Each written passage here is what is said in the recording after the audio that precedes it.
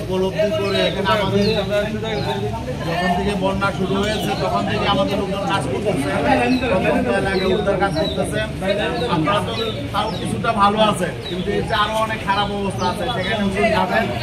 এখানে আপনাদের জন্য সামান্য হাতিয়া নিয়ে আসেন, এটা এখানে উদ্বোধন করবেন, পরে বাকি এখানে যারা আছে সবার কাছে পৌঁছায় দেওয়া হবে। আপনার শৃঙ্খলার সাথে ইনশাল্লাহ এটা ইনশাল্লাহ গ্রহণ করবেন। বাকি এই ক্যাম্পে যারা আছে, যেখানে পুরুষ মহিলা শিশু যারা আছে সবার জন্য আমাদের ব্যবস্থা আছে, সবাই ইনশাল্লাহ পাবে। আর যেহেতু অনেক জায়গায় যাবেন করে দিয়ে পরে চলে যাবেন। আপনার একটু চিন্তা লাগবে। আস্তে আস্তে হ্যাঁ ঠিক আছে ঠিক আছে ঠিক আছে ঠিক আছে ঠিক আছে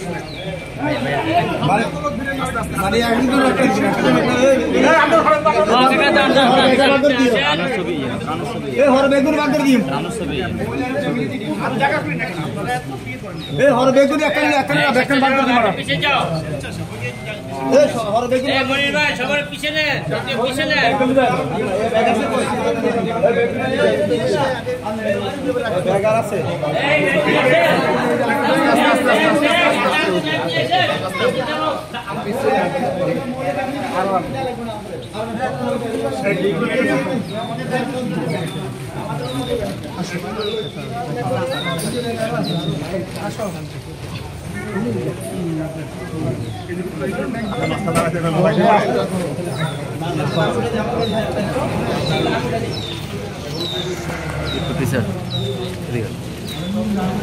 বাকিটা পরে দিয়ে দেবেন।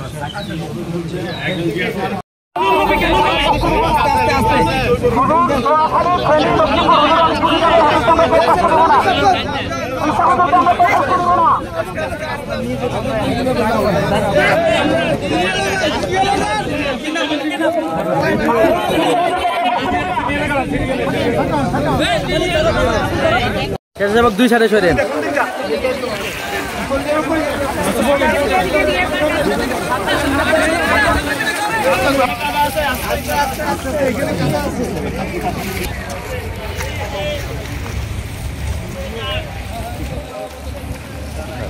হাঁটন হাঁটন হাঁটন হাঁটন হাঁটন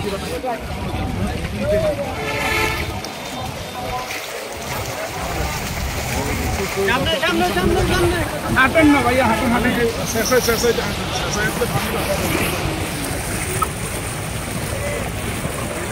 হাঁটেন, আপনারা হাঁটেন না। কথা বলেন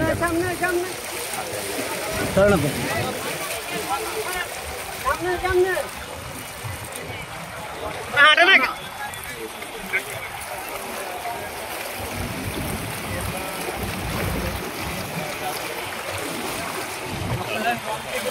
সামনে সামনে সামনে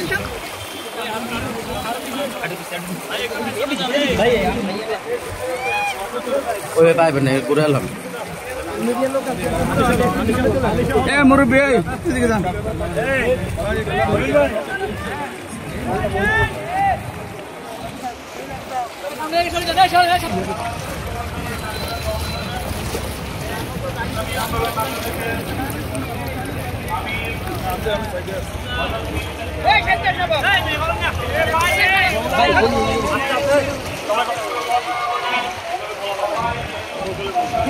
আস্তে আসেন আস্তে আসেন।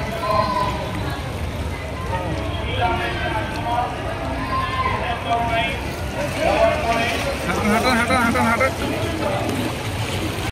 এবং আপনাদের সাথে মোলাকাত করবেন ইনশাআল্লাহ।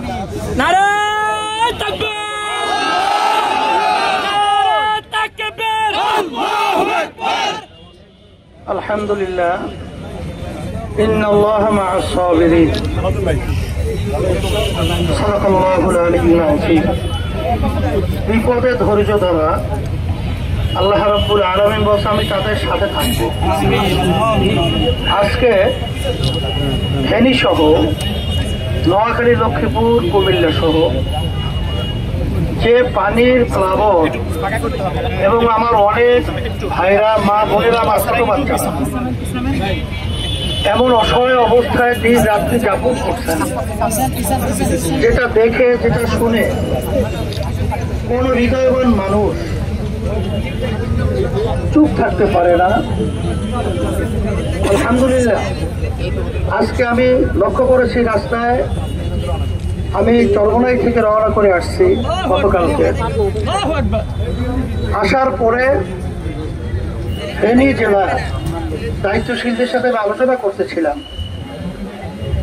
তারা বলতেছিল, হুজুর আসলে ঢাকা বা বাহিরে থেকে এখানে যে মানুষ কত কঠিন দুর্ভোগে আছে, কত কষ্টের দিন রাতে যাপন করছে, হুজুর এটা বলে বোঝানো সম্ভব না।